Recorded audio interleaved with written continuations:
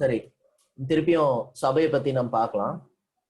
हम वापस से कलीसिया के बारे में देखते हैं। சோ முதல்ல வந்து நம்ம என்ன பார்க்க போறோம் அப்படின்னு சொன்னா, तो सबसे पहली बात हम क्या देखने वाले हैं, சபை பத்தி சர்ச் பத்தி பைபிள் சொல்லும்போது कलीसिया के बारे में बाइबल जब कहता है, அதை பத்தி வந்து பைபிள் வந்து சொல்லும்போது பைபிள் சொல்லுது சபை வந்து இட்ஸ் a லிவிங் ஆர்கனிசம். तो ऐसा है कि जब कलीसिया के बारे में बाइबल जब एक कहता है तो इसका मतलब ऐसा है, वो ऐसा कहता है कि जैसे कि जैविक कलीसिया ஜீவனுள்ள ஒரு விஷயம். एक जैविक है ना, जीता जागता एक चीज है। It's not a organization, it's a organism. ये कोई जो है ऑर्गेनाइजेशन नहीं है, लेकिन संस्था இல்ல, एक संस्था नहीं है। இது வந்து என்னது, ஒரு ஜீவனுள்ள ஒரு ஜீவனுள்ள ஒரு பொருள், एक जीवित चीज है। சபை வந்து என்னது, ஜீவனுள்ள ஒண்ணு. एक जो कलीसिया जो है ना, एक जीवित चीज है। இது வந்து living organism but not organization. एक जीवित चीज है लेकिन कोई जो है संस्था नहीं है। சோ நீங்க சபையை பத்தி பைபிள்ல வாசித்தீங்கன்னா, तो जब आप कलीसिया के बारे में बाइबल में पढ़ते हो तो இப்படிப்பட்ட வார்த்தைகளை யூஸ் பண்ணப்பட்டிருக்கும். तो ऐसे जो शब्द है वहाँ पे इस्तेमाल சபையை வந்து சொல்லும்போது பாடி ஆஃப் கிரைஸ்ட். तो जब सभा बोलते हैं तो परमेश्वर की देह, यीशु मसीह की देह, கிறிஸ்துவின் சரீரம், यीशु मसीह का देह। சோ சரீரம்ன்றது என்னது, तो शरीर बोले तो क्या है, ஜீவனுள்ள ஒரு விஷயம். तो जब शरीर बोले तो एक जीवित चीज। திராட்சை தோட்டம், வினியார்ட் அப்படின்ற வார்த்தை எல்லாம் சொல்லப்பட்டிருக்கு. तो जैसे अंगूर का जो फार्म होता है, बागीचा होता है, தோட்டம், திராட்சை தோட்டம், विनियार्ड बोलते हैं उसे। ओके, அடுத்தது பாத்தீங்கன்னா फैमिली, उसके बाद में परिवार, ब्राइड, दुल्हन, மணவாட்டி, दुल्हन, living temple made up of living stones. तो एक जीता जाता मंदिर जो जीवित पत्थरों से बना है। सो இது வந்து ஒரு ஜீவனுள்ள ஒரு பொருள். तो एक जीवित चीज है ये। तो நான் ஏற்கனவே சொன்னேன் நேத்து ஆர்கானிக் சர்ச். तो मैंने कल ही आपको बताया था ऑर्गेनिक कलीसिया। ऑर्गेनिकனா என்ன, ऑर्गेनिक बोले तो क्या, ऑर्गेनिक फ्रूट्स, ऑर्गेनिक वेजिटेबल्स சொல்றோம். जैसे ऑर्गेनिक फल बोलते हैं, ऑर्गेनिक जो है तरकारियां बोलते हैं हम। So when we say organic, तो जब हम ऑर्गेनिक कहते हैं that which is not manipulated by man, तो जो है मनुष्य से कुछ काम नहीं, यानी कि मनुष्य से कुछ गलत तौर से बढ़ाए नहीं, उसी को हम ऑर्गेनिक कहते हैं। ஒரு விதை போட்டு அதுவா வளர்ந்துச்சுனா அது வந்து ஆர்கானிக். एक बीज डाल देते हैं, बीज डालने के बाद वो खुद से वो बढ़ने लगता है, वही उसे ऑर्गेनिक कहते हैं। அது சீக்கிரமா வளர்றதுக்கு ஏதாவது மருந்து போட்டோம்னா அது ஆர்கானிக் கிடையாது. तो वो जल्दी उगने के लिए अगर हम कुछ दवाई डालते हैं तो वो ऑर्गेनिक नहीं कहा जाता है। ठीक है, அதை प्रिजर्व பண்றதுக்கு ஏதாவது கெமிக்கல் போட்டோம்னா அது வந்து ஆர்கானிக் கிடையாது. तो उसे संभालने के लिए, बहुत दिन रहने के लिए अगर कुछ केमिकल डालते हैं तो फिर वो ऑर्गेनिक नहीं कहा जाता। பாதுகாக்கிறதுக்காக ஏதாவது கெமிக்கல் போட்டோம்னா அது என்ன இல்ல, ஆர்கானிக் இல்ல. देखो, उसे संभालने के लिए कुछ केमिकल अगर डालते, रसायन डालते हैं तो वो जो है ऑर्गेनिक नहीं कहा जाता। நிறைய பிளான்ட்ஸ்ல பாத்தீங்கன்னா ஏகப்பட்ட மேனிपुलेशंस இருக்கு, ஃப்ரூட்ஸ் பிளான்ட்ஸ்ல எல்லாம். तो ऐसा है कि बहुत सारे जो वेजिटेबल्स यानी कि तरकारियां होता है, जो फल होता है, बहुत सारे जो है मनुष्य बहुत सारे केमिकल डालते रहते हैं। ஒரு வருஷம் கழிச்சு வளர வேண்டிய நெல்லை இவனுக்கு மருந்து போட்டு 6 மாசத்துல வளைய வச்சிரானே. जो चावल 1 साल में उगना चाहते हैं, उगता है, लेकिन ये लोग क्या करते हैं, मनुष्य क्या करता है, वो 6 महीने में उगा देते हैं जो केमिकल डाल के। பழுக்காத பழத்தை மருந்து போட்டு சீக்கிரமா பழுக்க வச்சிராங்க. जो फल जो है वो जल्दी जो है मीठा नहीं होता है, फलता नहीं है, वो लोग क्या करते हैं, बहुत जल्दी वो पकने के लिए वो लोग क्या करते हैं, केमिकल डालते हैं और उसे जल्दी पका देते हैं। सो அதெல்லாம் வந்து ஆர்கானிக் இல்ல. तो इसका मतलब ये है कि वो सारी चीजें ऑर्गेनिक नहीं है। விதை போட்டு बीज डाल के அதுவே வளர்ந்து वो खुद से ही उगकर அந்த சீசன்ல वो मौसम में, பாருங்க ஷேப்பை கூட மேனிपुलेट பண்றாங்க. देखो आजकल जो है जो शेप होता है उसे भी जो है मनुष्य कुछ ना कुछ तरीका अपनाता है। वाटरमेलनலாம் வந்து பாத்தீங்கன்னா क्यूब्स மாதிரி ஸ்கொயர் ஷேப்ல எல்லாம் வர வைக்கறாங்க. तो जो है तरबूज जो होता है वो कैसा है, सब गोल आता है वो लोग, लेकिन क्या है, चौकोर नहीं, यानी कि स्क्वायर वो लोग बना रहे हैं। वो அது மாதிரி எல்லாம் நிறைய மேனிपुलेशंस இருக்கு. तो ऐसा बहुत सारा मैनिपुलेशन है। மனுஷன் வந்து தமிழ்ல மேனிपुलेशन சொல்ல தெரியல, நிறைய மாதிரி வந்து மேனிப்புலேஷன்ஸ் இருக்கு, ஹியூமன் மேனிப்புலேஷன்ஸ் இருக்கு. तो ऐसा बहुत सारा मनुष्य जो है मैनिपुलेट करता है, मैनिपुलेशन करता है. அந்த மாதிரி செய்யாம நேச்சுரலா இயற்கையா வர்றது பேர் தான் ஆர்கானிக். तो ऐसी सारी चीजें न करके वो ही जो है निसर्ग तौर पे वो खुद उगे वही उसे ही ऑर्गेनिक சோ है. சபை எப்படி இருக்கணும்னு சொன்னா तो सभा कैसा होना चाहिए? விதை விதைக்கிறோம், சுவிசேஷன்ற விதையை விதைக்கிறோம். सुसमाचार बोल के जो बीज होता है वो बीज हम उन्हें बोते हैं. இயேசு கிறிஸ்துன்ற விதையை விதைக்கிறோம். यीशु मसीह बोल के वो बीज जो है उस पे बोते हैं. அந்த விதையை விதைக்கிறோம். वो बीज बोते हैं. ஆண்டவரே அவரோட ஜீவனை வச்சு और परमेश्वर खुद उनका जीवन को रखकर இயற்கைக்கு அப்பாற்பட்ட விதத்துல और सोच के परे சூப்பர் நேச்சுரலா அதை வந்து வளர வைக்கிறார். और अलौकिक तौर से उसे उगाते हैं. இந்த காரியங்களை வளர வைக்கிற காரியங்களை பரிசுத்த ஆவியானவர் செய்றாரு. और जो है पवित्र ही मदद करते हैं ताकि ये और बढ़े. சபைக்கு வந்து கிறிஸ்து தலையா இருக்காரு. देखो सभा के लिए, कलीसिया के लिए जो है मसीह ही जो है सर है. சபைக்கு கிறிஸ்து தலையா இருக்காரு. जो कलीसिया है, कलीसिया के लिए जो सर है वो यीशु मसीह ही है. Christ is the head of the church. जो मसीह है वो कलीसिया के सर. இப்படி வந்து வசனத்தை போர்டுல மாட்டி வச்சிருப்போம். तो ऐसा वचन जो है वो बोर्ड में जो है टंगा कर रखते हैं. அது वचनத்துல இருக்கு, ஸ்டேட்மெண்ட்ல இருக்கு, ஆனா நிஜத்துல நிறைய டைம் இல்ல. देखो वचन में है, व्याख्यान में है, लेकिन सच्चाई में नहीं है. பாஸ்டர் தான் ஹெட் ஆஃப் த சர்ச்சா இருக்காரு. अभी क्या है कि पास्टर ही कलीसिया के मुख्य है. சொல்றது உங்களுக்கு புரியுதா? आपको समझ में आ रहा है हम जो बोल रहे हैं? Christ is the head of the church ன்னு சொல்லிக்கிறோம். देखो मसीह ही जो है कलीसिया के मुख्य करके हम सब बोलते हैं. ஆனா அவரு ரியலாவே ஹெட்ஷிப்ல இல்ல, அவரு தலையாவே இல்ல. लेकिन सच में जो है वो हेडशिप यानी कि वो मुख्य ही नहीं है. சபைக்குள்ள ஆவியானவர் நிறைய காரியங்களை செய்யணும். देखो सभा कलीसिया के अंदर पवित्र आत्मा बहुत सारी चीजें करनी चाहिए. ஆனா அவரு செய்ய விடாம நம்ம ஒரு ப்ரோக்ராம் வச்சிருக்கோம், நம்ம ஒரு சிஸ்டம் வச்சிருக்கோம். लेकिन उन्हीं करे बिना, वो करे बिना जो है हम क्या करते हैं, हमारे पास जो है कुछ प्रोग्राम्स जो है हम अपनी मर्जी से कलीसिया को चलाते हैं. எப்போ நம்ம सभையில ஆவியானவரோட பேரை யூஸ் பண்ணுவோம்னா, पता है कब हम पवित्र आत्मा का नाम इस्तेमाल करते हैं? என்னைக்காவது பிரசங்கம் ரொம்ப லேட் ஆயிடுச்சுன்னா, कभी कभार जो आता है ना, जो प्रचार करने के लिए थोड़ा समय जो लेट हो जाता है ना, அப்ப சொல்லுவாங்க அப்படியே பையன் ஆவியானவர் நடத்துதல் இருந்துச்சு, அதான் அப்படியே பேசிட்டே போயிட்டேன். तो प्रचार करने के बाद जो समय थोड़ा और लेट हो जाता है तो उनका वो क्या करते हैं, पवित्र आत्मा का नाम ले लेते हैं और पवित्र आत्मा मेरे ऐसे ही अगुवाई करे, इससे थोड़ा सा लेट हो गया ऐसा बोलते हैं. என்னைக்காவது ஆவியான 5 நிமிஷத்துல முடியும்னு சொல்லியிருக்காரா? कभी भी जो है पवित्र आत्मा 5 मिनट में खत्म कर करके बोले क्या? சொல்ல மாட்டாரா? क्या नहीं बोलेंगे क्या पवित्र आत्मा? வொர்ஷிப் லேட் ஆயிடுச்சுன்னா ஆவியானவர் நடத்திட்டாரு. आराधना अगर लेट हो जाता है तो वो कहेंगे पवित्र आत्मा ने मेरी अगुवाई की. நம்ம வந்து ஒரு 3-4 ப்ரோக்ராம் வச்சிருக்கிறோம் ஞாயிற்றுக்கிழமைக்கு.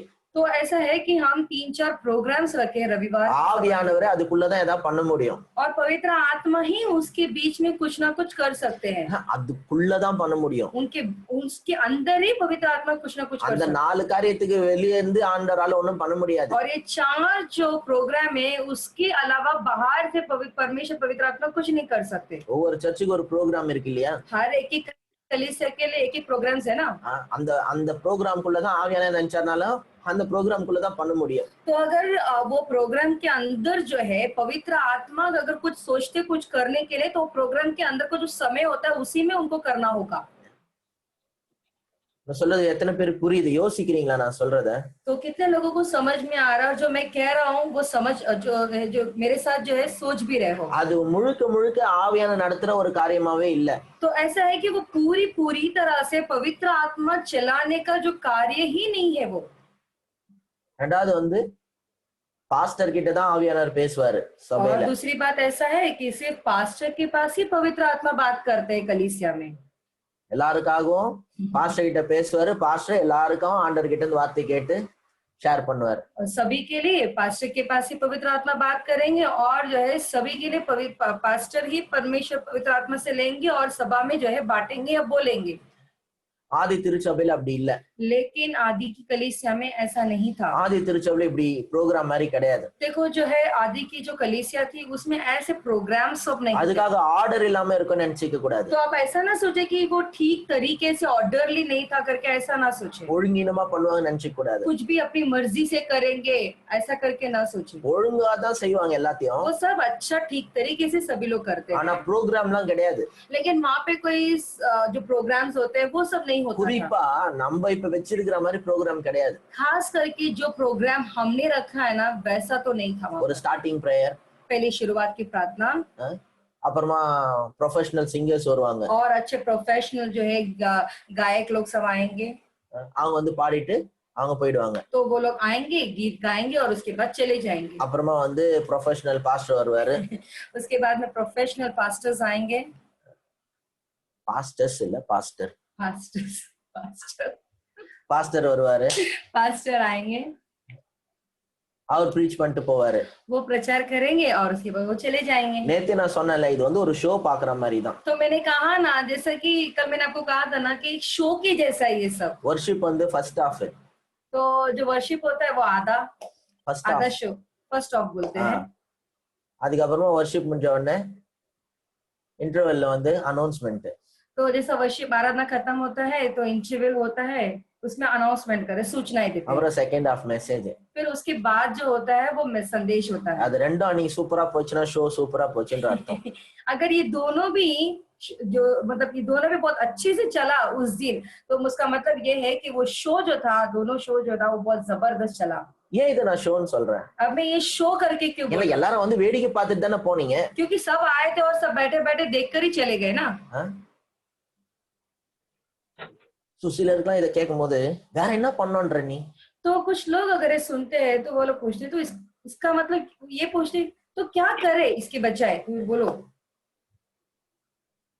ஏன்னா உங்களுக்கு வந்து இப்ப போயிட்டு இருக்குது, நல்லா தாண்டா போயிட்டு இருக்குது, வேற என்ன பண்ணணும்னு சொல்ற அப்படின்ற மாதிரி நிறைய பேர் யோசிப்பாங்க. बहुत से लोग ये सोच रहे हैं कि अरे जो चल रहा है अच्छे तो चल रहा है ना, इसके अलावा क्या तो और करे।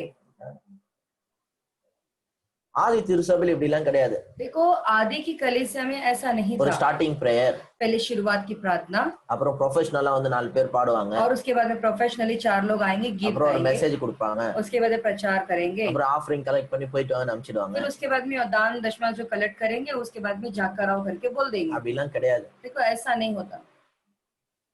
யோசிச்சு பாருங்க, அப்படி இருந்துச்சா? जरा सोच कर देखिए कि आदि कलीसिया ऐसा था क्या?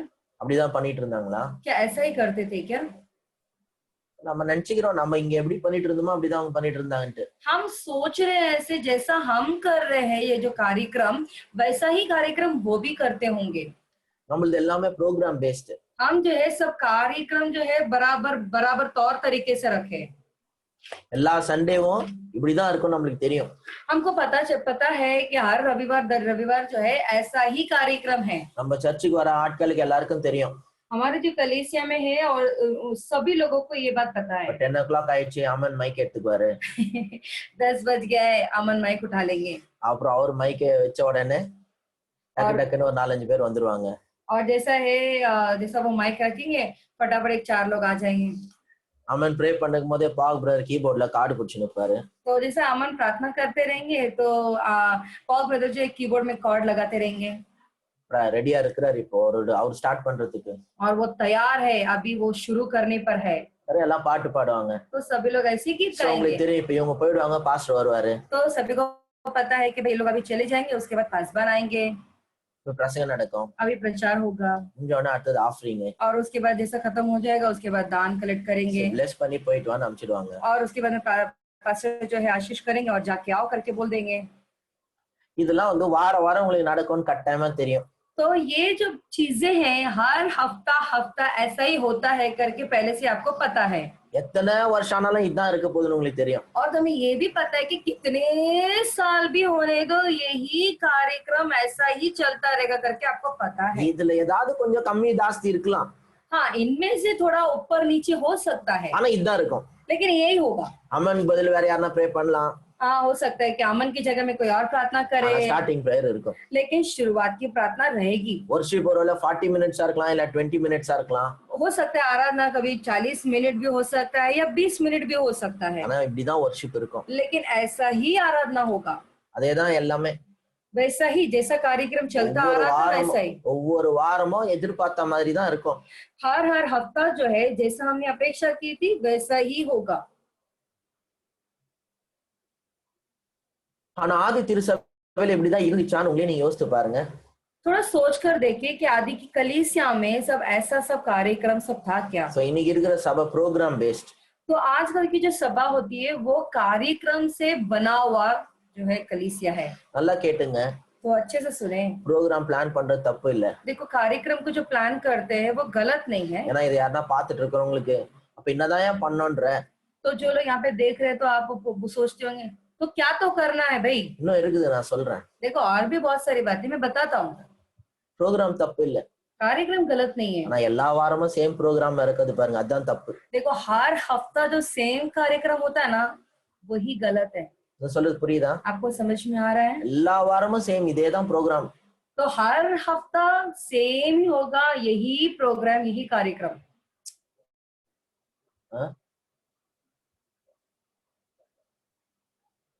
இந்த ஸ்ட்ரக்சர் சிஸ்டம் இதெல்லாம் வந்து வேணான்னு சொல்லுனாங்க. ये तौर ये तरीका जो है ये सब मैं ये नहीं कहता हूँ कि नहीं चाहिए।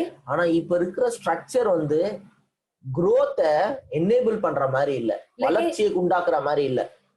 लेकिन जो अभी की जो तरीका है वो बढ़ोतरी के लिए नहीं है। ये बढ़ोतरी के लिए नहीं है। growth enable பண்ற மாதிரி இல்ல, जो बढ़ोतरी को बनाने के लिए, बढ़ोतरी करने के लिए नहीं है।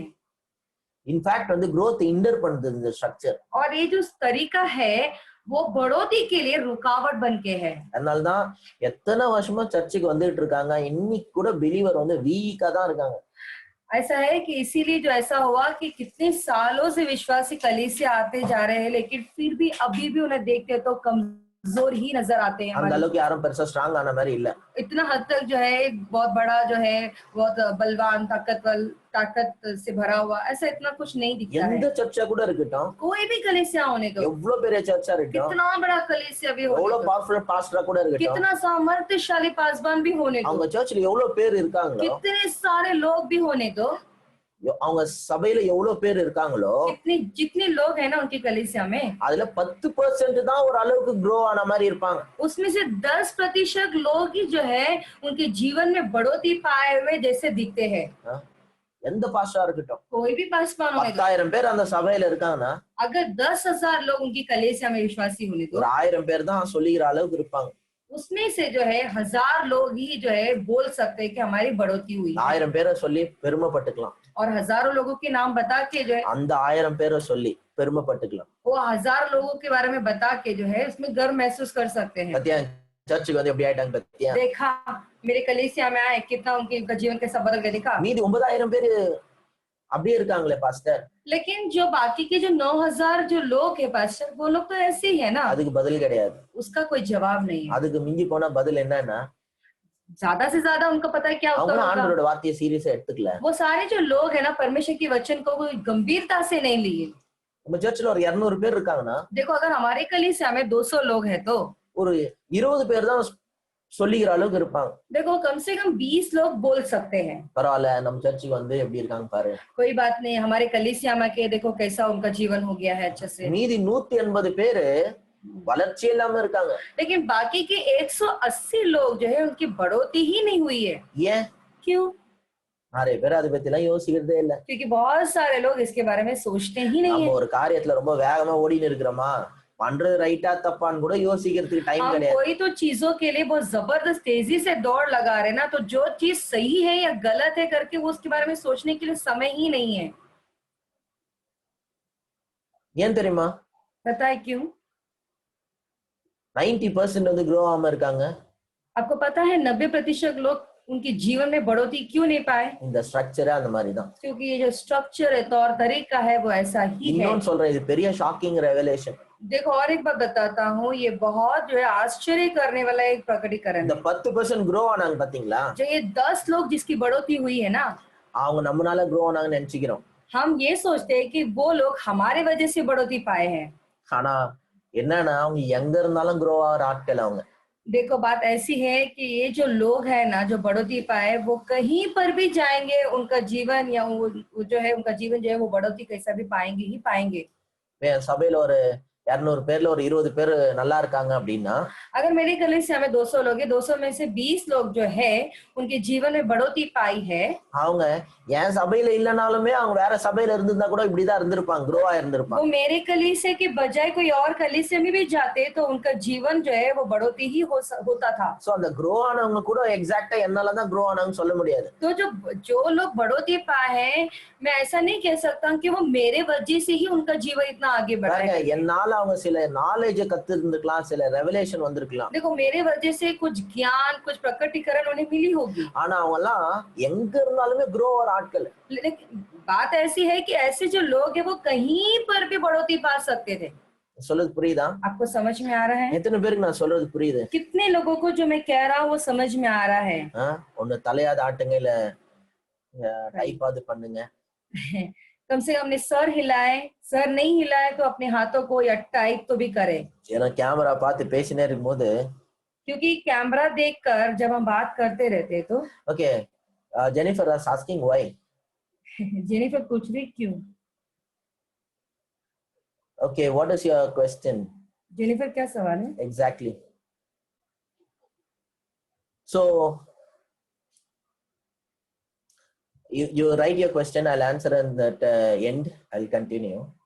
और जेनिफर आप अपना प्रश्न को लिखे और टाइप करके भेजिए और अंत में हम उसका जवाब देंगे. So என்னோட சர்ச்சா கூட இருக்கட்டும், देखो मेरी कलीसिया भी होने दो. ग्रो ஆனவங்களாம் என்னாலதான் பெருசா ग्रो ஆனாங்கன்னு சொல்ல முடியாது. तो मैं ये नहीं कह सकता हूँ कि जो कोई बढ़ोतरी पाया वो मेरे वजह से हुआ है उनका जीवन ऐसा करके.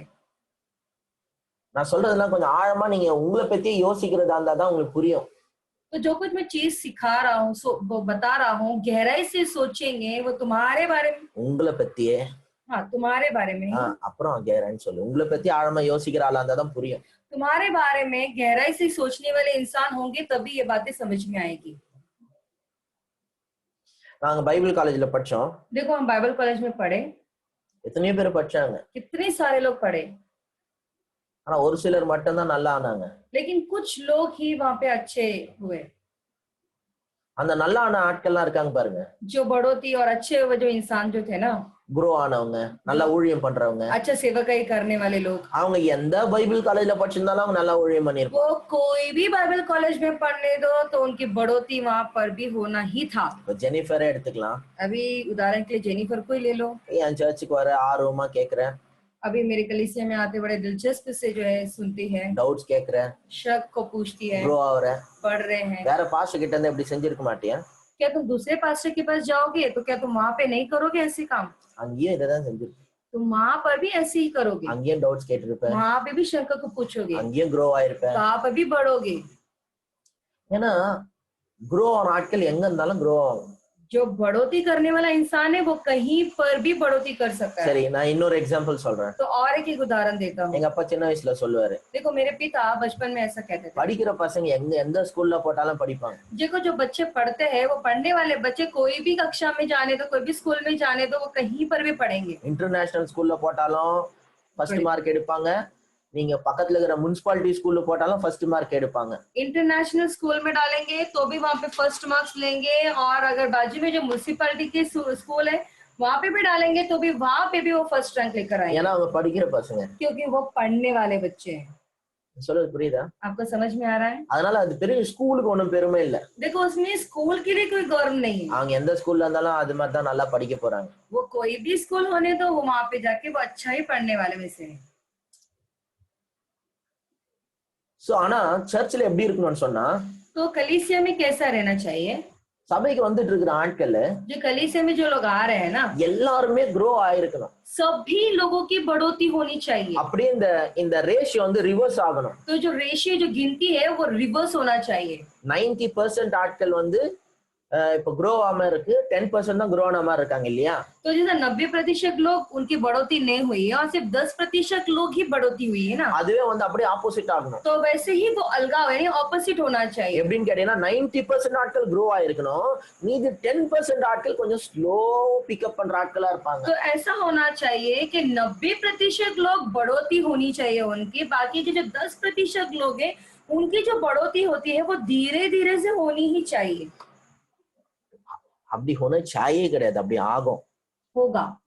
उनकी जो बढ़ोतरी होती है वो धीरे धीरे होगा. நான் சொல்றது புரியுதா? आपको समझ में आ रहा है? சோ ஏன் அந்த மாதிரி சரியா growth ஆக மாட்டேங்குது? तो क्यों ठीक तरीके से बढ़ोतरी नहीं होती है? இப்படி எல்லாம் நான் ஒரு ஸ்டார்டிங் பிரேயர், ऐसे से जैसा कि शुरुआत की प्रार्थना, ஒரு ப்ரொஃபஷனல் வந்து பாட்டு பாடி, एक अच्छे प्रोफेशनल गीत गाकर, அப்புறமா ஒரு மெசேஜ் கொடுத்துக்கிட்டு, उसके बाद एक संदेश देकर இத உட்கார்ந்துட்டு கேட்டுட்டு போயிட்டாங்கன்னா க்ரோ எல்லாம் ஆவாங்கன்னு எதிர்பார்க்க முடியாது. ऐसे आएंगे, बैठेंगे, सुनेंगे और चले जाएंगे तो उनकी बढ़ोतरी नहीं होगी. எல்லாரும் பார்ட்டிசிபேட் பண்ணாதான் க்ரோ ஆக முடியும். सभी लोग भाग लेंगे तभी उनकी बढ़ोतरी होगी. சொல்றது புரியுதா? आपको समझ में आ रहा है जो बोल रहे हैं? எல்லாருமே பார்ட்டிசிபேட் பண்ணாதான் க்ரோ ஆக முடியும். सभी लोग भाग लेंगे तभी उनकी बढ़ोतरी होगी. மணி பிளான்ட் எத்தனை பேருக்கு தெரியும்? कितने लोगों को पता है मनी प्लांट? पैसों का पौधा. மணி பிளான்ட் தெரியுமா? मनी प्लांट पता है क्या? ஓகே. சோ அது வந்து ஒரு கொடி மாதிரி வளரும். तो ऐसी एक जो है मतलब कैसा होता है, फैलता है ना पौधा, वैसा होता है वो.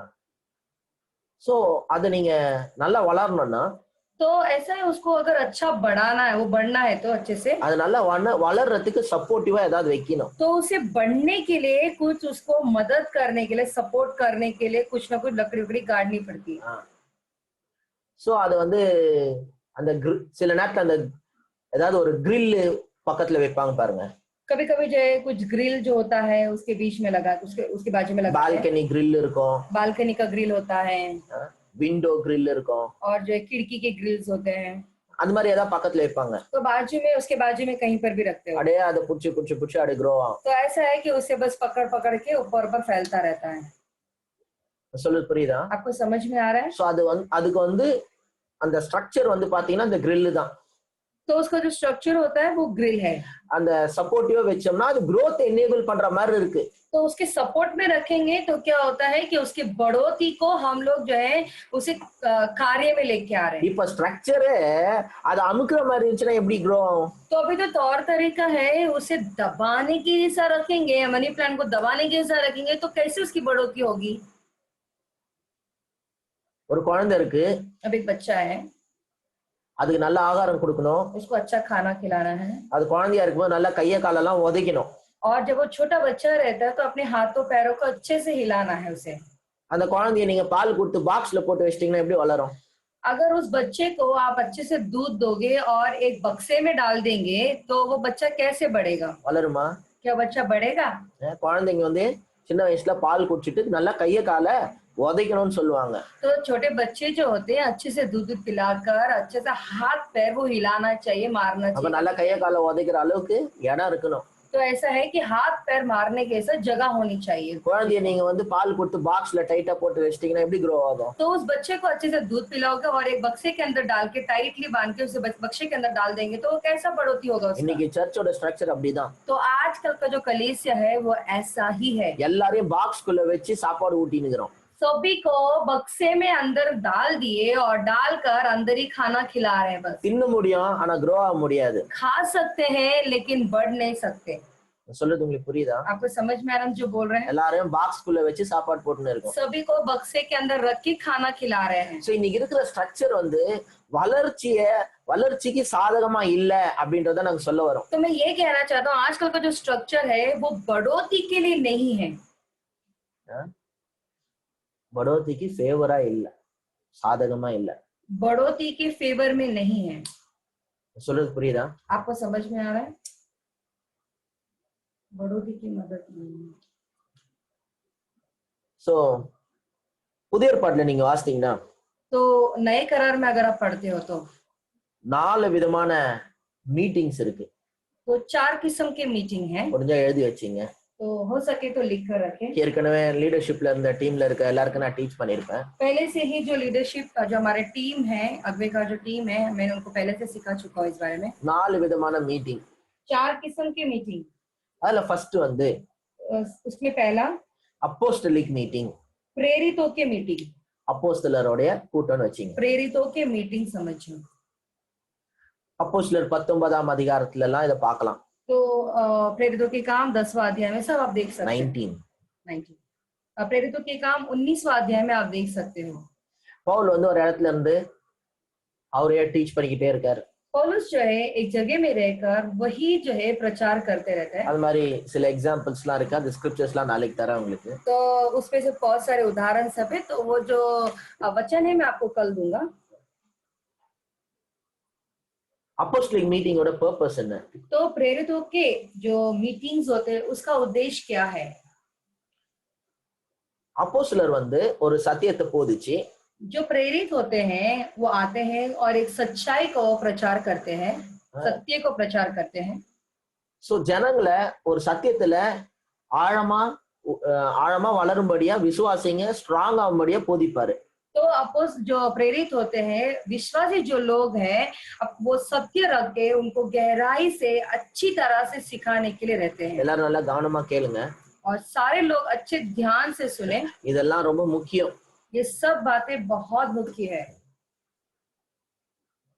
அப்போஸ்தலர் என்ன பண்ணுவாங்க?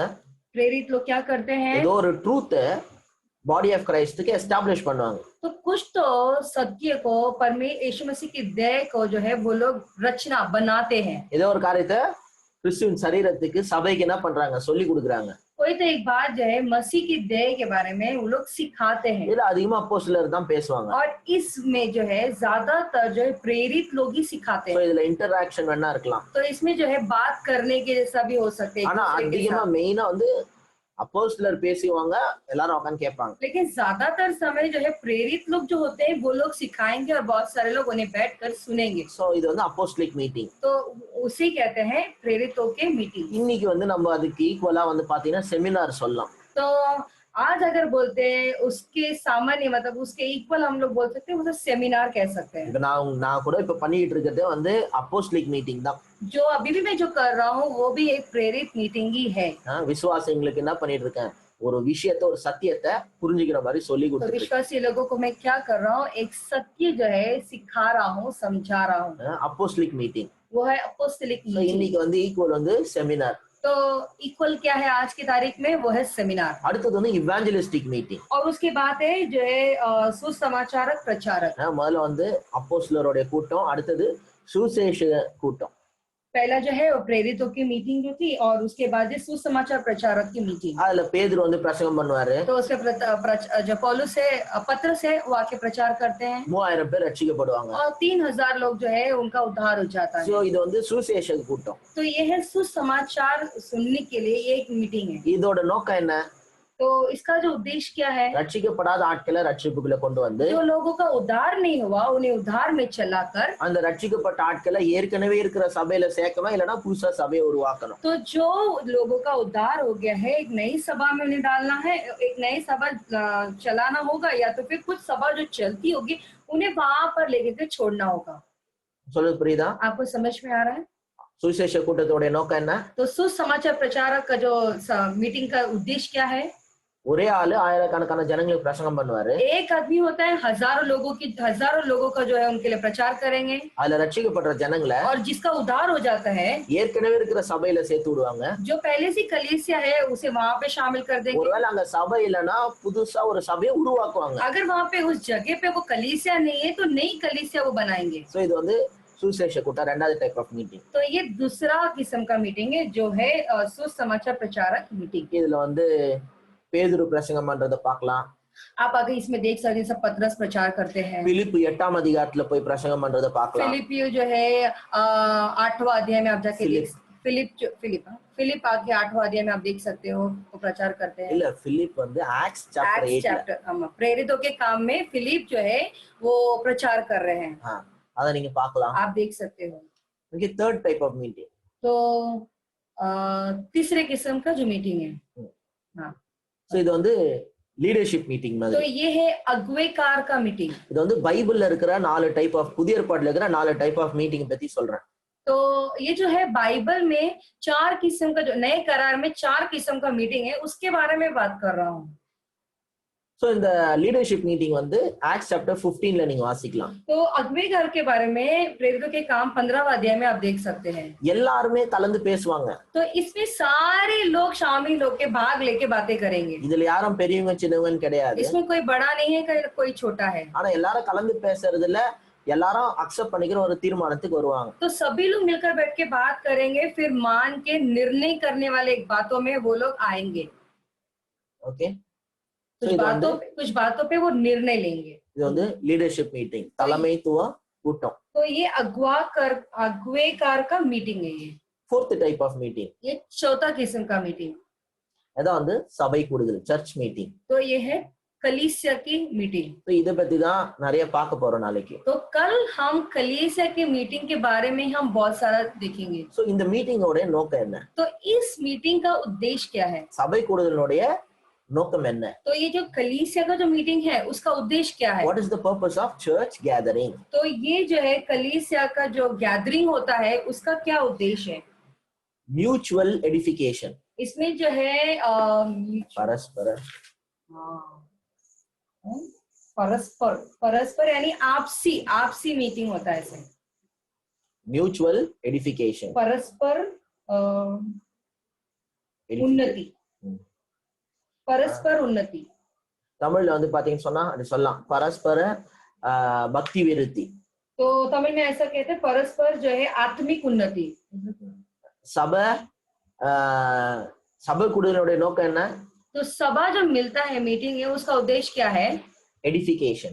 तो ये है उन्नति, भक्ति विरुति, आत्मिक उन्नति। இந்த பக்தி விருத்தி எப்படி உண்டாகுமா? तो ये आत्मिक उन्नति कैसे बनता है? ஒரு ஆள் பிரசங்கம் பண்ணி எல்லாரும் உட்கார்ந்து கேட்கறதுனால பக்தி விருத்தி உண்டாகும்னு நினைக்கிறோம், ஆனா நிச்சயமா அந்த அளவுக்கு எதிர்பார்க்கிற அளவுக்கு உண்டாகாது. एक जन बोलेगा और बाकी के लोग सुनेंगे, उसमें उन्नति होगा या आत्मिक उन्नति होगा करके हम लोग सोचते हैं, लेकिन ऐसा नहीं होता है।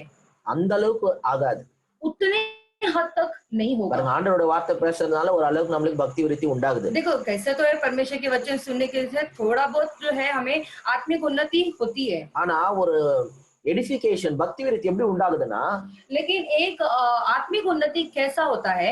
ஒருத்தருக்கு ஒருத்தர் நம்ம வந்து உற்சாகப்படுத்திக்கணும், एक दूसरे को जो है हम प्रोत्साहित करते रहना है। ஒருத்தர் தீர்க்க தரிசனம் பண்ணணும், एक जन जो है भविष्यवाणी करनी है, ஒருத்தங்க வந்து வார்த்தையை போதிக்கணும், और एक जन जो परमेश्वर के वचन को बांटना है, ஒருத்தங்க அதுக்கு வியாக்கியானம் கொடுக்கணும், और एक जन जो है उसका मतलब बताना है, அந்நிய பாஷை பேசணும், और एक जन जो है अन्य भाषा में बातें ஒருத்தங்க करना है, பாட்டு பாடணும், और एक जन गीत गाना है। சோ இங்க வந்து பாத்தீங்கன்னா ஒன் அனதரிங் அப்படின்னு ஒரு விஷயம் இருக்கு. तो यहाँ पे एक दूसरे के लिए ये विषय है, ஒருவருக்கு ஒருவர் அப்படி. एक दूसरे के लिए।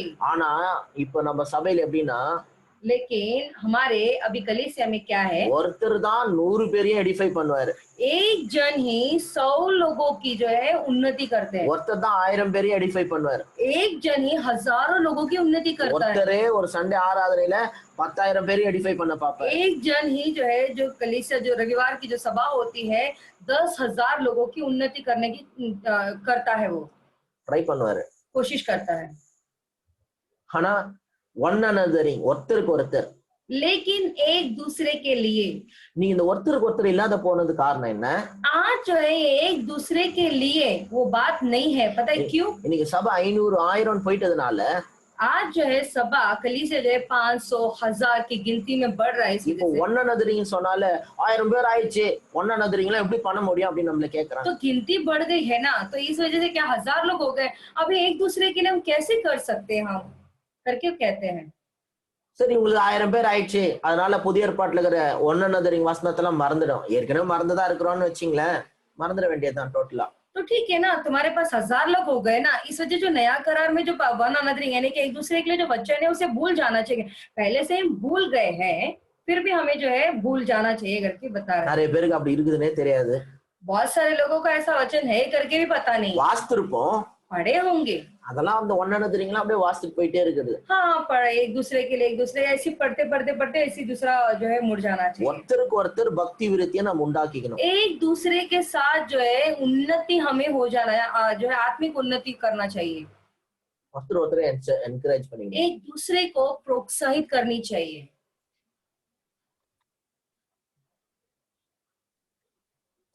சொல்றது புரியுதா? आपको समझ में आ रहा हम जो बोल रहे हैं? கிட்டத்தட்ட 33 வேர்சஸ் இருக்கு அது சம்பந்தமா, कम से कम 33 वचन है उसके संबंधित। சோ நாளைக்கு வந்தோடனே டைரக்டா அந்த வசனங்கள்ல தான் பார்க்கலாம். तो जैसे हम आएंगे कल उस वचन की ओर ही हम देखेंगे, ஒருத்தருக்கு ஒருத்தர் एक दूसरे के ஒன் लिए, அனதரிங், एक दूसरे के लिए। அங்கதான் edification is possible. तो वहीं पे आत्मिक उन्नति की संभावना है। நான் சொல்றேன் பாத்துங்க, देखो मैं बताता हूँ, growth வந்து बढ़ोतरी जो होती है ना, உட்காந்து மெசேஜ் கேட்கறதுனால growth ஆகாது. बैठे बैठे से संदेश को सुनने से, वचन को पढ़ने से बढ़ोतरी नहीं होगी, பார்ட்டிசிபேஷன்ல தான் growth ஆகும். भाग लेने से ही बढ़ोतरी होगी। சொல்லுது புரியுதா? आपको समझ में आ रहा है? இப்ப நான் வந்து ஒரு அளவுக்கு ப்ரீச் பண்றேன்னா, देखो आज जो है मैं एक हद तक प्रचार कर पाता हूँ, ப்ரீச் பண்ணி தான் grow ஆயிருக்கிறேன். प्रचार करके करके करके ही मेरी बढ़ोतरी हुई है। திடீர்னு யாரோ ப்ரீச் பண்ணது பார்த்து பார்த்து ஃபர்ஸ்ட் டைம் ப்ரீச் பண்ணும்போது இதே மாதிரி ப்ரீச் பண்ணிட்டோமா? கிடையாது. जो अचानक जो है कोई तो प्रचार कर करके जो है ऐसे ही हमने प्रचार किया था क्या? ऐसा नहीं। அத பார்த்து उसे देखकर, திடீர்னு ஒரு நாள் அப்படியே பெஸ்டா ப்ரீச் பண்ண ஸ்டார்ட் பண்ணிட்டோமா? उसे देखकर जो है अचानक एक दिन अच्छा प्रचार करने के लिए शुरू कर दिया क्या? கொஞ்சம் கொஞ்சம் பண்ணேன். धीरे धीरे मैंने किया। ஃபர்ஸ்ட் டைம் ப்ரீச் பண்ண போனேன், पहली बार प्रचार करने गया, ப்ரீச் பண்ண எல்லா மெசேஜ் 5 நிமிஷத்துல புஷ்ன்னு சொல்லி முடிச்சிட்டேன். जो भी प्रचार करना था वो प्रचार जो चीज मैंने प्रिपेयर किया था 5 मिनट में खत्म करके मैंने समाप्त कर दिया। பயத்துல கடகடன்னு எல்லாத்தையும் சொல்லிட்டு வந்துட்டேன். फट फट फट करके जो है डर के मारे फट फट फट करके सब कुछ 5 मिनट में मैंने बता दिया।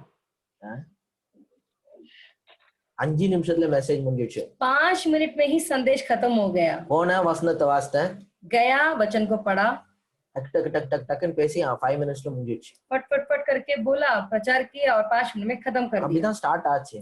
ऐसा ही शुरू हुआ। ஆனா கொஞ்சம் கொஞ்சமா பண்ண फिर थोड़ा थोड़ा थोड़ा कर करके கொஞ்சம் மெசேஜ் எல்லாம் கொடுக்க கத்துக்கணும். तो फिर ऐसे ही थोड़ा सा संदेश देने के लिए सीखना है। by participating we will grow. और भाग लेने से ही हम बढ़ सकते हैं। ஸ்பெக்டேட்டரா வந்து உட்கார்ந்து வேடிக்கை பார்த்து grow ஆக முடியாது. और ऐसे ही बैठ बैठ के जो है नाटक देख देख के उससे जो है हम बढ़ोतरी नहीं पा सकते। Okay, ठीक है। so